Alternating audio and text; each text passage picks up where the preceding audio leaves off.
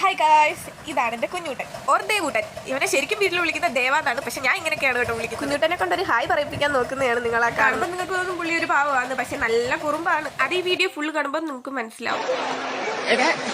പിന്നെ ഇങ്ങനെയൊന്നും അല്ലടാ.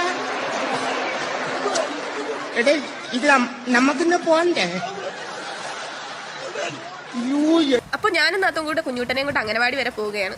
കുഞ്ഞൂട്ടൻ്റെ ഫേസ് സ്കാൻ ചെയ്തെങ്കിൽ മാത്രമേ അവിടുന്ന് കുഞ്ഞൂട്ടൻ ഇനി അമൃതം പൊടിയും റാഗിപ്പൊടിയും ഒക്കെ കിട്ടൂ. അപ്പോൾ അതിൻ്റെ കുറച്ച് കാര്യങ്ങൾക്കായിട്ട് ഞങ്ങൾ അവിടെ വരെ പോയതാണ്.